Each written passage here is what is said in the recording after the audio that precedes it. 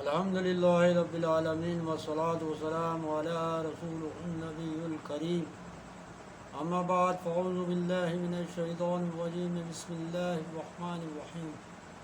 السلام علیکم ورحمۃ اللہ وبرکاتہ۔ معزز حاضرین و ناظرین، آج ہم انشاءاللہ العزیز اپنے 55ویں سلسلے کا آغاز کریں گے۔ گزشتہ سلسلے میں ہم نے آیت نمبر 15 تک کا بیان مکمل کر لیا تھا۔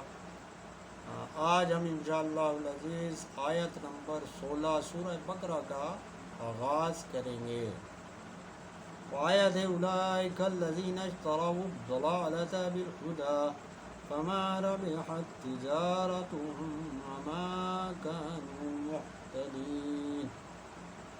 یہ لوگ وہ ہیں جنہوں نے ہدایت کے بدلے گمراہی خریدی تو ان کا سودا نفع نہ لایا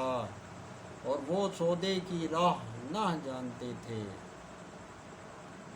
مفتی صاحب اس کے تعلق کے بارے میں عرض کرتے ہیں کہ منافقین کی گزشتہ آیات میں جو عیب یا ان کے افعال بیان ہوئے، اب ان نادانوں کی ان اعمال کی تفصیل کو یہاں اس آیت میں مثال کے ذریعے سمجھایا جائے تاکہ سننے والے، سمجھنے والے، پڑھنے والے اس کو اچھی طرح ذہن نشین کر لیں کہ منافقین کے جو عیب ہیں اور ان کے اعمال ہیں وہ کیا ان کو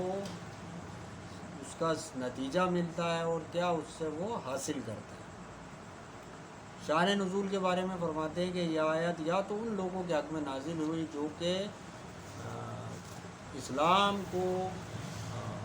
ایمان لانے کے بعد یا تو اسلام کو چھوڑ کے دوبارہ کفر میں شامل ہو گئے، یا پھر ان یہودیوں کے بارے میں آئی کہ جو پہلے تو حضور علیہ الصلوۃ والسلام سے بڑی محبت کا اظہار فرماتے تھے، لیکن جب آپ نے اعلان نبوت فرمایا تو آپ سے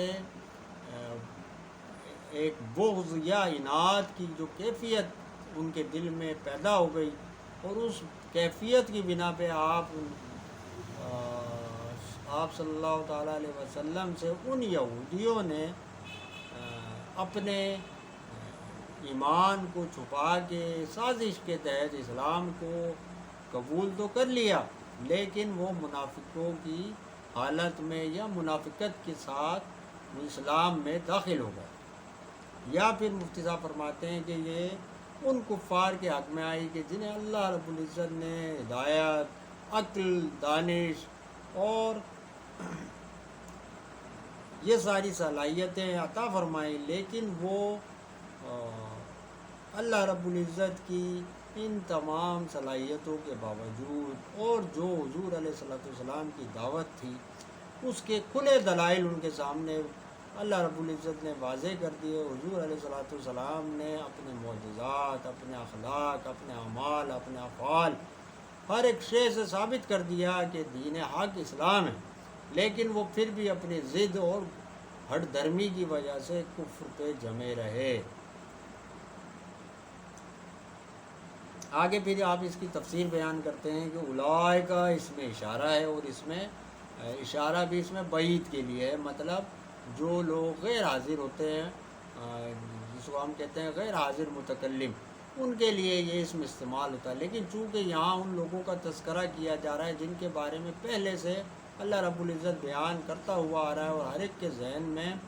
ان کے افعال، اعمال ذہن نشین ہو چکے ہیں اور ان کا خیال دماغوں میں بیٹھا ہوا ہے، اس لیے اللہ رب العزت نے یہاں پہ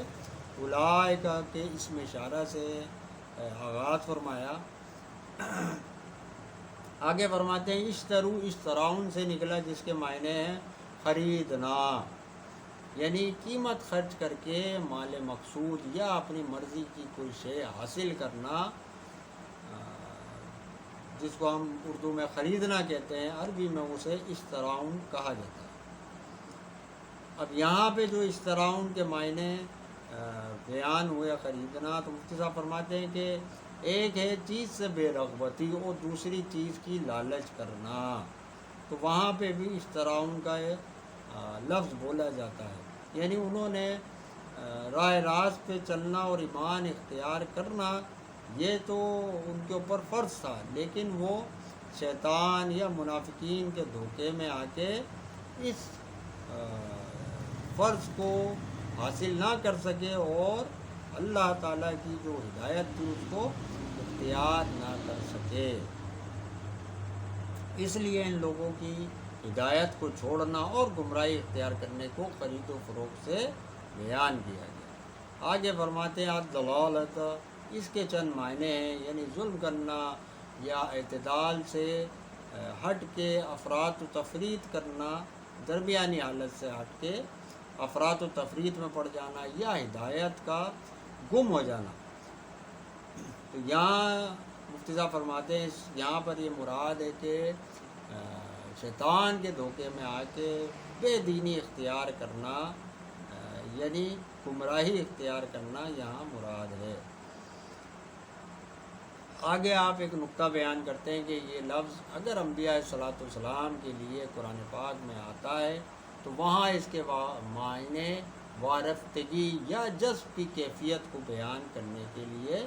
استعمال ہوتا ہے۔ آگے فرماتے ہیں کہ بالہدا سے ہدایت ہے، اور با کا استعمال لین دین کے معاملے میں کسی چیز کو چھوڑنے کے لیے یعنی قیمت کو چھوڑنے کے لیے ظاہر کرتا ہے، اس لیے بالہدا کا استعمال فرمایا۔ تو مطلب یہ ہوا کہ ہدایت کو چھوڑ کے گمراہی اختیار کر لیتا ہے۔ آگے فرماتے ہیں ہدایت کی تفصیل ہم سورہ فاتحہ کے بیان میں مکمل کر چکے ہیں۔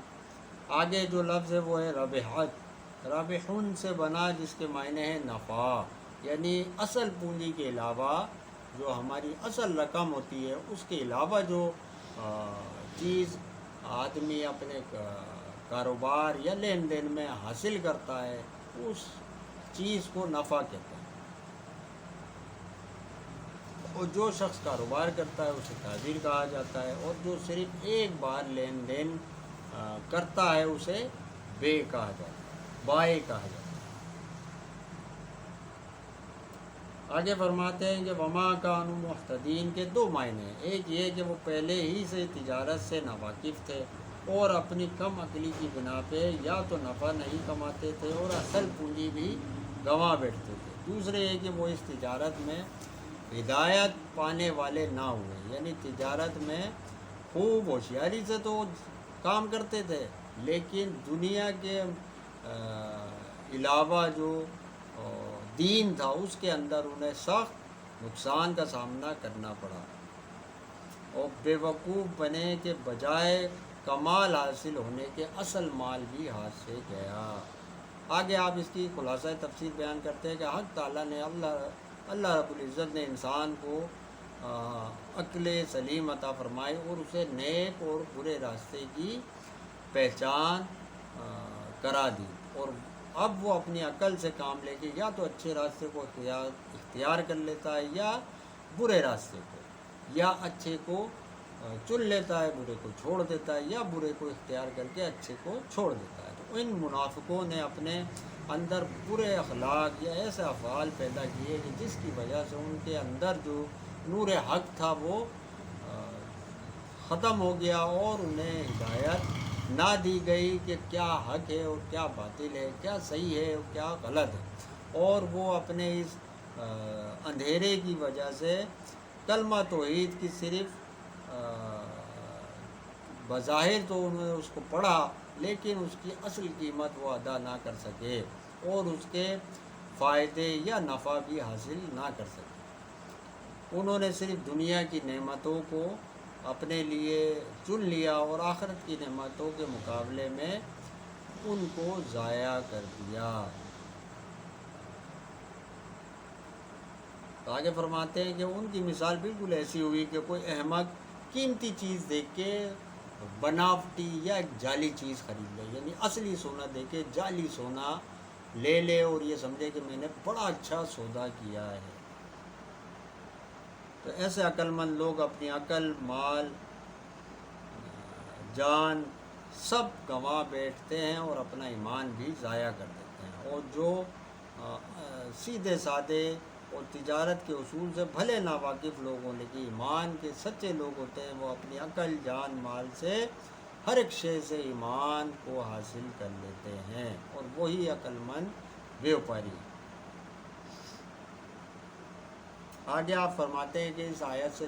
چند فائدے حاصل ہوئے۔ ایک تو یہ کہ ایک شریعت میں جو خرید و فروخت ہوتی ہے اس کے اندر ایک قسم ہوتی ہے، اسے کہتے ہیں بے تعاطی۔ اس بے کی یہاں پہ اجازت کا حکم اس میں شامل ہے، یعنی وہ جائز ہے۔ اس کے اندر ہوتا یہ ہے کہ خرید یا فروخت کرنے کے لیے ہمیں باقاعدہ زبان سے اقرار کرنا پڑتا ہے، لیکن اس آیت سے ظاہر ہوتا ہے کہ زبان سے الفاظ ادا کرنا ضروری نہیں۔ اگر ایک شخص نے بغیر زبان سے کچھ کہے، قیمت کسی شخص کو بتا دی، اور کسی خریدار نے اس کو بغیر زبان سے کہے وہ اس کو اختیار کر لیا، اور وہ چیز خرید کے اسے اس کا جو اجرت یا پیسہ تھا وہ اس کا عطا کر دیا، تو یہ بے جائز ہوئی۔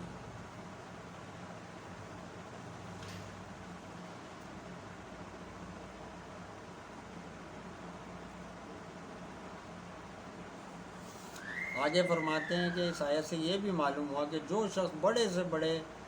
دینی فائدے کو چھوڑ کے، بڑے سے بڑے دنیاوی فائدے کو چھوڑ کے دینی معمولی فائدے کو حاصل کرے، وہ کامیاب تاجر ہے۔ اور جبکہ جو بے وقوف لوگ وہ ہوتے ہیں جو بڑے سے بڑے دینی فائدے کو چھوڑ دیتے ہیں، اور دنیاوی حقیر اور چھوٹے سے دنیاوی فائدے کے پیچھے دین کو ضائع کرتے ہیں۔ تو آپ لکھتے ہیں کہ ایسے لوگ نہایت بے وقوف ہیں، اور وہ منافقین کی طرح ہیں، جنہوں نے محض مسلمانوں کو راضی کرنے کے لیے کلمہ بھی پڑھا، دینی کام بھی اختیار کیے، عبادات بھی کیں، فرائض بھی ادا کیے، مگر انہوں نے یہ سب دکھاوے کے لیے کیا، اور حقیقتاً اس نفع کے سودے میں انہیں نقصان حاصل ہوا۔ آگے فرماتے ہیں کہ اس سے ہمیں یہ بھی معلوم ہوا کہ بمجبوری نیکی کرنے کا کوئی ثواب نہیں، یعنی ثواب اسی نیکی پہ عطا کیا جاتا ہے جس میں انسان دل سے راضی ہو، کیونکہ جو شخص صرف دکھانے کے لیے، ریاکاری کے لیے یا کسی اور مقصد کے لیے عبادات کرتا ہے، اس کی مثال منافقین کی طرح ہے کہ وہ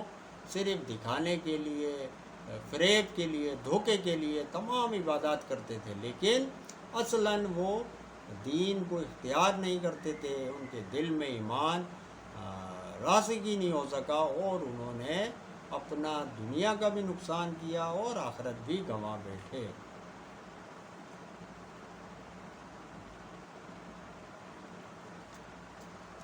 آگے مفتی صاحب اس کی تفسیر صوفیانہ بیان کرتے ہیں کہ انسان کے لیے اللہ رب العزت نے دو ہدایتیں نازل فرمائی، ایک وہ جو اسے عالم ارواح سے عطا کی گئی، جو ہر بچے کو عطا کر دی جاتی ہے، اور دوسری وہ جسے کسبی ہدایت، یا وہ جو اپنی کوشش سے حاصل کرتا ہے، اپنی عقل کے استعمال سے، اپنے صحبت سے، اپنے ملنے جلنے والوں سے،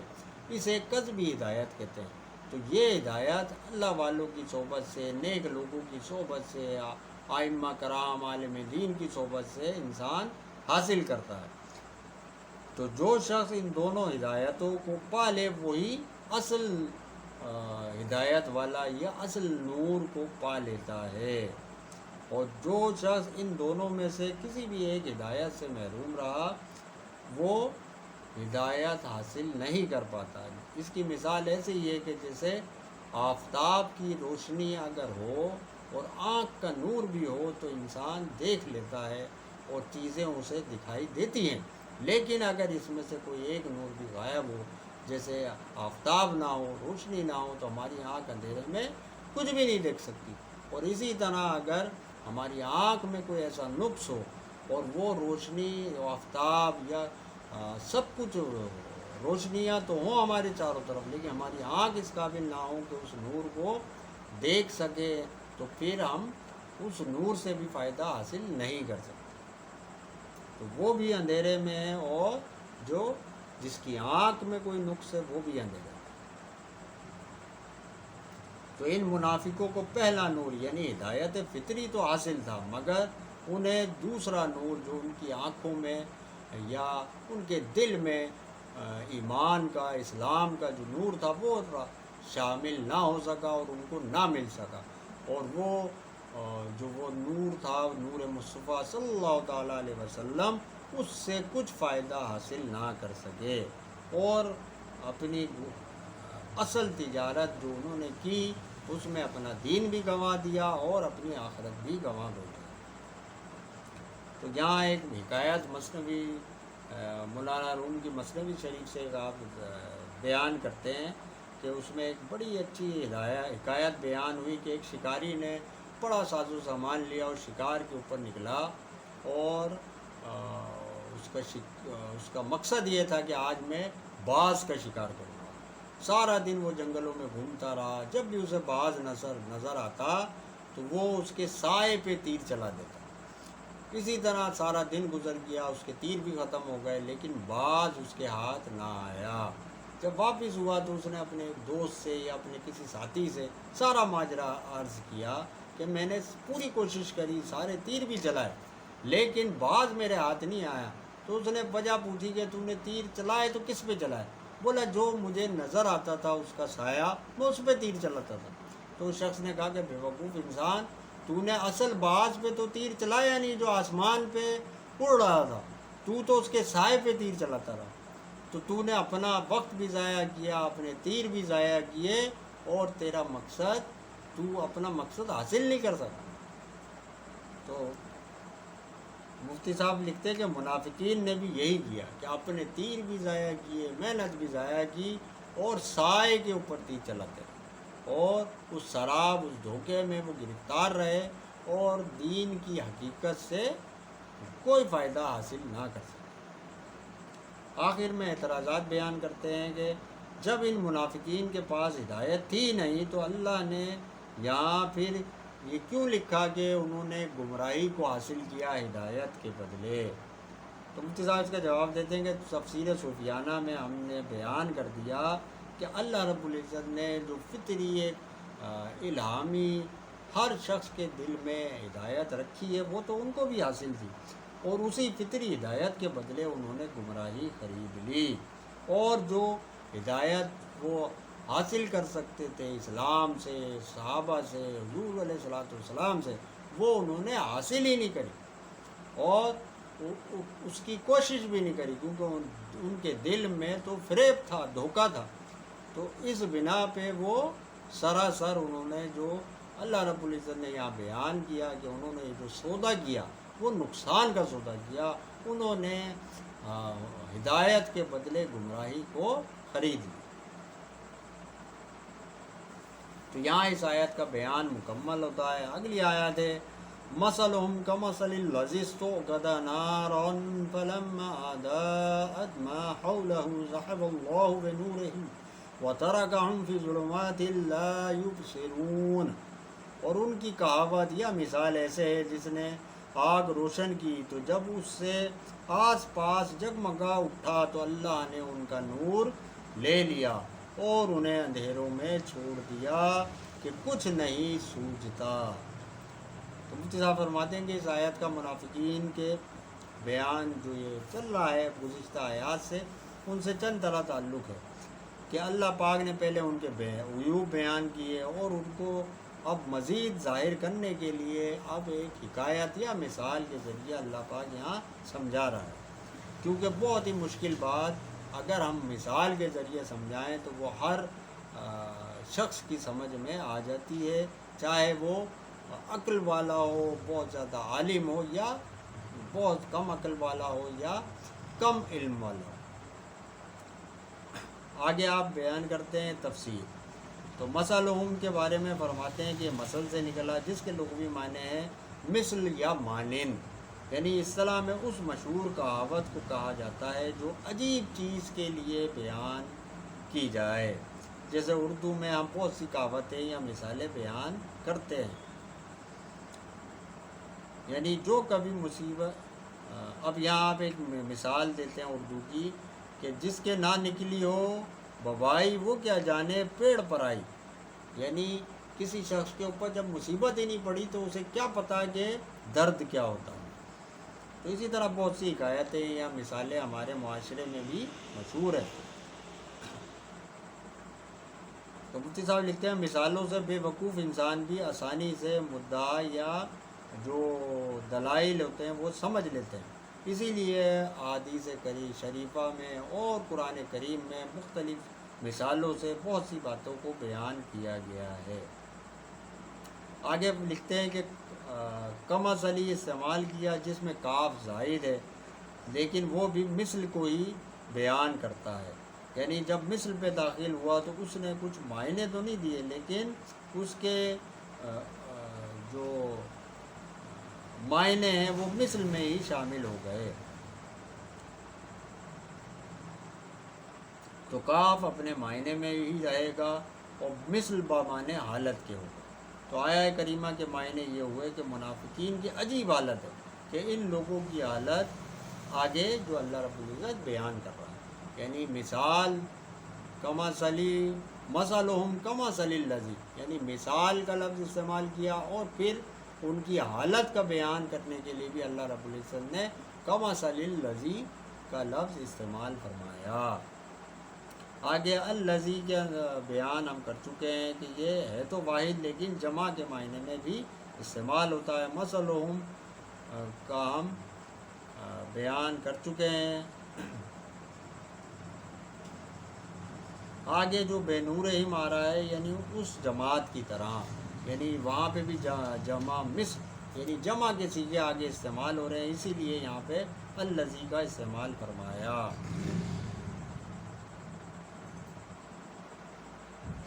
آگے آپ ایک آیت بیان کرتے ہیں وَخُذْتُمْ كَالَّذِي خَاضُوا اسْتَوْقَدَ وَقُودٌ سے بنا، یعنی یہاں پہ آپ نے اس کی مثال بیان کری کہ بعض دفعہ جمع کے صیغے استعمال کرنے کے لیے اللہ رب العزت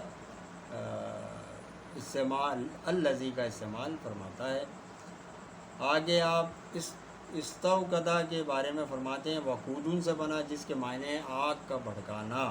اور ایسی آگ جس سے شعلے نکل رہے ہوں، تو اسی لیے ایندھن کو بھی وقودن کہتے ہیں کہ اس سے آگ بھڑک جاتی ہے۔ تو مطلب یہ ہوا کہ ان لوگوں نے خوب تیز آگ جلائی اور اسے خوب بھڑکایا۔ نارن نور سے بنا جس کے معنی ہے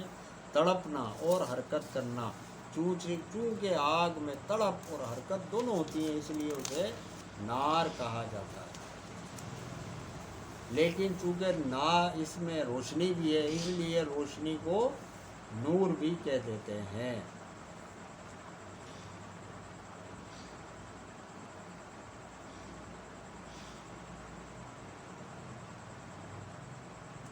آگے آپ بیان کرتے ہیں کہ نور مینارے کو بھی کہتے ہیں اور اسی سے نکلا کیونکہ اس پہ کھڑے ہو کے جو اذان دی جاتی ہے لیکن دور سے نظر آ رہا ہوتا ہے اسی لیے اسے مینارہ کہا جاتا ہے۔ یا چونے کے لیے بھی نورا کا لفظ استعمال ہوتا ہے کیونکہ وہ جس چیز پہ لگتا ہے اسے چمکا دیتا ہے۔ غرض کے نور کا استعمال دو معنی میں ہے، ایک حرکت اور تڑپ اور دوسرے روشنی چمک یا ظہور، یعنی نارن نور سے ہی نکلا، اور اس کی آپ نے یہاں تفصیل بیان فرمائی کہ اس کے معنی حرکت بھی ہیں، تڑپ بھی ہے، روشنی بھی ہے، چمک بھی ہے اور ظہور بھی ہے۔ فلما اضاءت اضاء ضوء سے بنا ضوء سے بنا جس کے معنی ہے تیز روشنی، ایسی جیسے ہم اردو میں جس کو بولتے ہیں ضیاء، تو وہ بھی دعات سے ہے ضیاء، تو اصل جو لفظ ہے وہ ہے ضوء، تو یہ بہت تیز روشنی کے بارے میں کہا جاتا ہے یا نور کو ظاہر کرتا ہے۔ اب مفتی صاحب لکھتے ہیں کہ اس میں فرق یہ ہے کہ نور ہلکی روشنی کو بھی کہا جاتا ہے مگر ضوء تیزی پہ بولا جاتا ہے، یعنی بہت تیز روشنی کے لیے ہی ضوء کہا جاتا ہے، اسی لیے اضاءت کہا لفظ استعمال ہوا۔ اور آفتاب کو ہم ضیاء اور چاند کو نور کہتے ہیں۔ نیز نبی کریم صلی اللہ تعالیٰ علیہ وسلم اور قرآن کریم کو بھی اسی لیے نور فرمایا گیا کہ ان سے ہر ایک فیض حاصل کر لیتا ہے، یعنی ان کی چمک، ان کی جو روشنی ہے وہ ایسی ہے جو ٹھنڈی ہوتی ہے، جو بہت تیز نہیں ہوتی، اس لیے بھی انہیں نور کہا جاتا ہے اور ان سے ہر ایک فیض حاصل کر لیتا ہے۔ تو یہاں عداد لازم بھی ہو سکتا ہے اور متعدی بھی۔ اگر لازم ہو تو معنی ہوں گے کہ بس جب کہ چمک گئی، یعنی آس پاس کی جگہ بہت زیادہ روشن ہو گئی، اور اگر متعدی ہو تو معنی ہوں گے کہ بس جب خوب چمکا دیا، یعنی اگر ایک خاص اس کے لیے کہا گیا تو پھر اس خاص جگہ کے لیے ہوگا کہ خوب چمکا دیا، اور ایک عام جگہ کے لیے یا سب مختلف زمانوں کے لحاظ سے اللہ رب العزت نے اگر یہاں بیان کیا تو یہاں پھر اس کے معنی ہوں گے کہ خاص وہ جگہ چمک گئی۔ ما ہولہو، ہول کے معنی گھومنا، اس لیے برس کو بھی ہول کہتے ہیں کہ وہ گردش کرتا رہتا ہے، جو برس گزرتے ہیں، ایک برس دو برس، اس کو بھی ہولہو ہول کہا جاتا ہے۔ اصطلاح میں ہول ملی ہوئی چیز کو کہتے ہیں، نیز اس کے معنی بدلنے کے بھی ہیں، اسی لیے قرض منتقل کرنے کو حوالہ کہا جاتا ہے، یعنی جو چیز ایک جگہ سے دوسری جگہ چلی جائے، رقم ہو، کوئی چیز ہو، کوئی لین دین کا معاملہ ہو، تو اسے بھی حوالہ کہا جاتا ہے۔ اور کسی چیز کی جستجو کرنے کو محادلہ کہتے ہیں، یعنی دوسرے معنی یہاں مراد ہیں، یعنی جو پہلا معنی تھا وہ تھا گھومنا، اور دوسرا معنی تھا اس کا گردش کرتے رہنا، یعنی ایک جگہ سے دوسری جگہ منتقل ہونا۔ تو یہاں اس کے دوسرے معنی بیان ہو رہے ہیں۔ اور قریب کی جگہ کے لیے ذہب اللہ، عربی زبان میں ذہبہ اور اذہبہ کے ایک ہی معنی ہے، یعنی اس کو لے گیا، لیکن ذہب بھی وہاں بولا جاتا ہے کہ جہاں بالکل لے گیا ہو اور واپسی کی کوئی امید نہ ہو، اور حذبہ میں یہ دونوں باتیں نہیں۔ کہتے ہیں ذہب السلطان بمالہ، بادشاہ نے اس کا سارا مال بالکل ضبط کر لیا، کچھ نہ چھوڑا، اور اس کی واپسی ممکن نہیں۔ تو قرآن پاک نے اسی لیے یہاں یہ استعمال فرمایا، یعنی مفتی صاحب فرما رہے ہیں کہ اذہبہ بھی استعمال کر سکتے ہیں اور ذہبہ بھی، لیکن اللہ رب العزت نے جو ذہبہ استعمال فرمایا اس کا مقصد یہی ہے کہ اللہ رب العزت نے بالکل ان سے اس نور کو چھین لیا اور ان کے پاس کچھ روشنی نہ بچی، اور ان کے اس نور کے منور ہونے کی کوئی امید نہیں، اور اسی لیے ذہابہ کو اللہ کی طرف نسبت کیا گیا تاکہ معلوم ہو سکے کہ منافقین کی آگ کسی عارضے حادثے کی وجہ سے نہیں بلکہ اللہ رب العزت نے ہی بجھائی ہے، اور جسے اللہ بجھا دے اسے کوئی روشن نہیں کر سکتا۔ بے نورہم، نور کے معنی میں روشنی، یعنی جو خود ظاہر ہو اور دوسرے کو بھی ظاہر کر دے، اور اس کی جو ضد ہے وہ ہے ظلمت، اس کے معنی ہے تاریکی۔ نور کی نسبت منافقوں کی طرف اس لیے کی گئی کہ وہ اس سے فائدہ حاصل کر رہے تھے، وَتَرَكَهُمْ اس لیے فرمایا گیا تاکہ معلوم ہو کہ ان کی آگ بالکل بجھا دی گئی، جس سے اب وہ مکمل طور پہ اندھیرے میں ہیں۔ ظلمات، ظلمت کی جمع ہے جس کے لغوی معنی ہے کم ہونا۔ برف کو اسی لیے ظلم کہتے ہیں کہ وہ بہت کم ہو جاتا ہے۔ ستانے کو بھی ظلم اس لیے کہتے ہیں کہ اس کی وجہ سے ظالم کے نیک اعمال برباد ہو کر کم ہو جاتے ہیں۔ نیز ظلم دات کے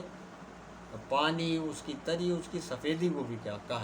جاتا ہے۔ یہاں مراد تاریکی کے ہیں،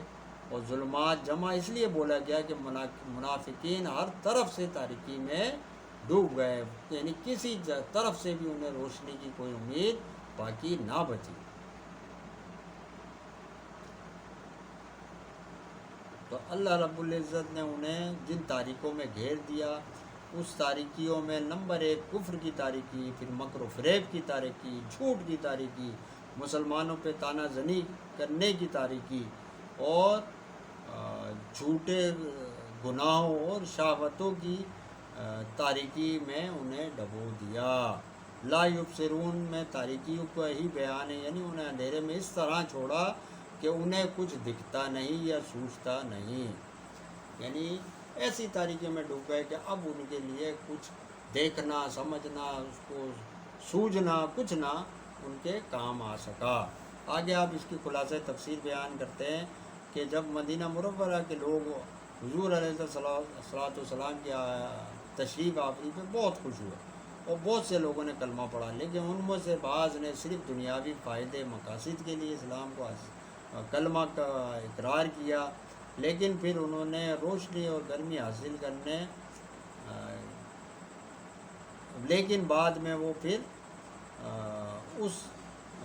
منافقت کو اختیار کر لیا، اور ان کی اس حالت کو اس جماعت کے ساتھ تشبیہ دی گئی کہ جو اندھیرے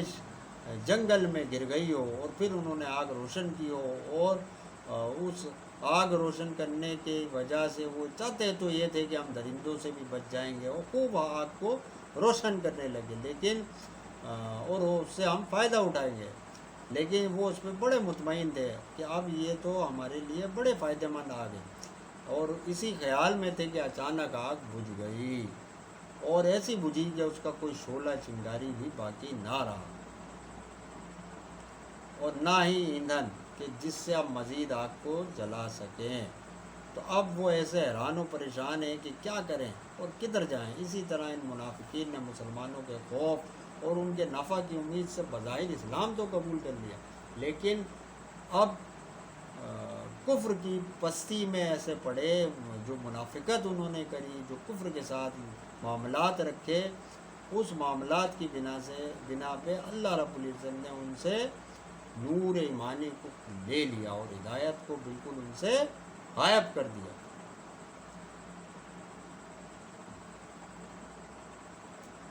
تو آپ فرماتے ہیں کہ جب انہوں نے مطمئن ہو گئے کلمہ پڑھ کے کہ مسلمانوں کو ہمارے ایمان پہ اطمینان ہو گیا ہے، اور وہ اس ظاہری روشنی پہ اعتماد کر کے بیٹھ گئے کہ اچانک ان کو موت نے آ دبایا، یا اس میں جو ان کا فریب تھا وہ کھل کے سامنے آ گیا، کفار کے ساتھ جو ان کی سازش تھی وہ واضح ہو گئی، اور وہ سب کے سامنے بے نقاب ہو گئے۔ یا تو ان کی موت کے بعد یہ کیفیت کو یہاں بیان کیا جا رہا ہے، یا دنیا میں ان کے ساتھ جو ذلت کا معاملہ ہوا اس کو یہاں بیان کیا جا رہا ہے۔ اب آگے اس کے آپ مفتی صاحب مزید فوائد بیان کر رہے ہیں کہ اس آیت سے ہمیں چند فائدے حاصل ہوئے۔ ایک یہ کہ جو چیز بھی نام یا نمود کے لیے ہو وہ دنیا ہے، یعنی صرف شہرت کے لیے یا صرف اپنے نام کے لیے جو کام کیے جائیں وہ دنیا کے ہی اندر شامل ہیں، اور اس کا فائدہ عارضی ہے، اور جو چیز اللہ رب العزت کے لیے ہو اور اس کا لین دین دین کے لیے ہو وہ لازوال ہے، اور اس کا فائدہ دنیا میں بھی ہے اور آخرت میں بھی حاصل ہوگا۔ اسی طرح سنتوں پہ عمل کرنا، عبادات کرنا، نماز روزے رکھنا، یہ سب جب ہی فائدہ دیں گے کہ جب وہ اخلاص کے ساتھ کیے جائیں۔ اگر وہ صرف دکھاوے یا ریاکاری کی بنا پہ ہوں تو وہ پھر ان کے اعمال یا ان کا جو عمل ہے وہ منافقین کی طرح۔ دوسرے یہ فائدہ ہوا کہ کوئی شخص بھی اپنے اعمال پہ کبھی بھروسہ نہ کرے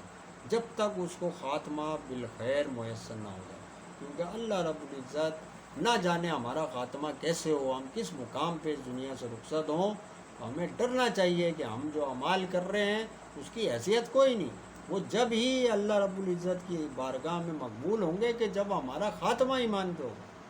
جو ہم نے کر لیا وہ کر لیا، لیکن اگر ہمارا خاتمہ ایمان پہ نہ ہوا، کفر پہ ہوا، تو وہ تو سارے اعمال جو کرے ساری زندگی میں برباد ہو گئے۔ تو اصل جو حقیقت ہے وہ ہے اختتام کی، کہ اختتام کس چیز پہ ہوتا ہے۔ تو اللہ رب العزت ہمیں خاتمہ بالخیر عطا فرمائے۔ تیسرے یہ فائدہ حاصل ہوا کہ ظاہری اعمال غالب ہیں اور نیت اخلاص مثل قلب کے، کہ قالب بغیر قلب کے بیکار ہے، اور اعمال بغیر نیت کے بے فائدہ۔ یعنی جو ہمارا جسم ہے وہ قالب ہے اور قلب ہمارا دل ہے، تو ہماری جب تک نیت خالص نہ ہوگی تو اعمال ہمارے لیے بے فائدہ ہے۔ جس طرح جسم کے بغیر دل بیکار ہے اور دل کے بغیر جسم بیکار ہے، تو نیت بھی خالص ہو اور اعمال پھر کیے جائیں تو وہی اعمال پھر مقبول ہے۔ آگے بیان کرتے ہیں تفسیر صوفیانہ کہ خالص آگ پائیدار اور اس کی گرمی قابل اعتبار ہے اور اس کا نور برقرار رہتا ہے، اور انسان مزاج بھی آگ کی طرح ہیں کہ اس کو ایندھن کی ضرورت اور اس کے بجھنے پر اللہ تعالیٰ کا فضل ہوتا ہے، لیکن غیر خالص آگ نہ تو خود پائیدار نہ اس کی گرمی کا اعتبار، اور یہ سب دنیا کی آگ ہے اور ایندھن کی محتاج ہے، اور ہوا پانی مٹی سے اس کے بجھنے کا ہر وقت اندیشہ، تو یہ خالص نہیں، تو اس میں مٹی کے اجزاء ہیں اور خالص ایمان انشاءاللہ پائیدار ہے۔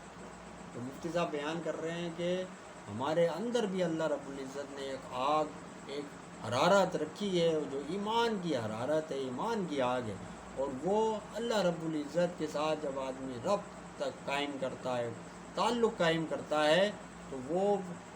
آگ ہماری روشن ہو جاتی ہے۔ لیکن اگر ہم صرف اس دنیا کی آگ کی مثال لیں کہ جس کو ایندھن بھی چاہیے، جو پانی سے بھی بجھ جائے گی، مٹی سے بھی بجھ جائے گی،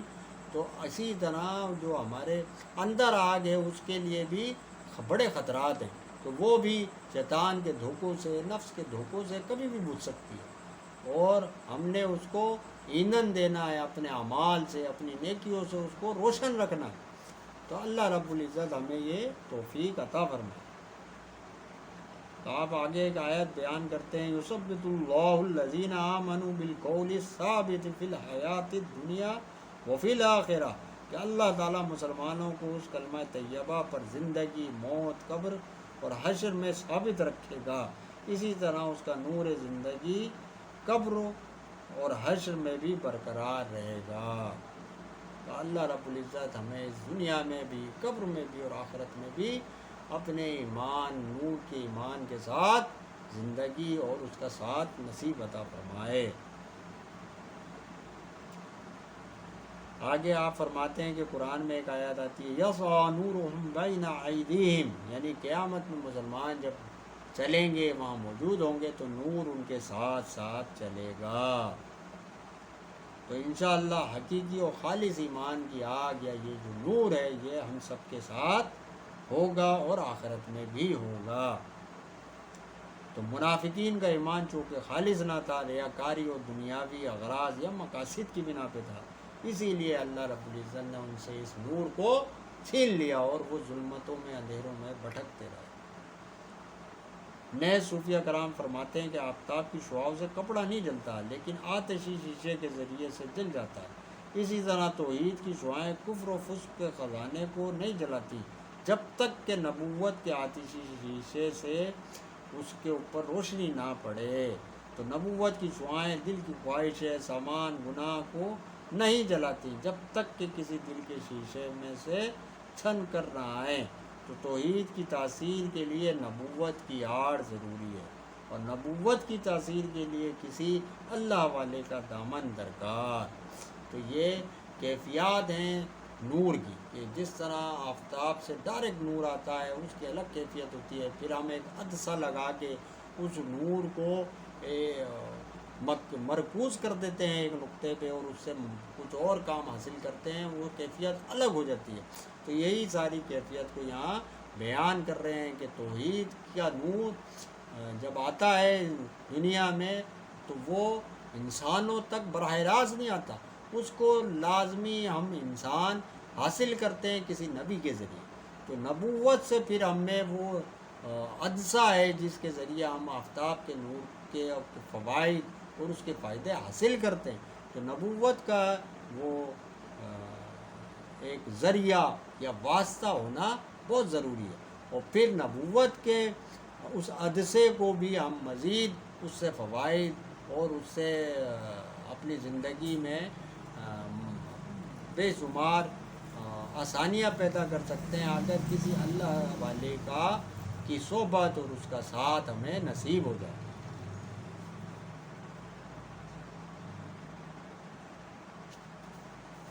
آخر میں اعتراضات بیان کرتے ہیں کہ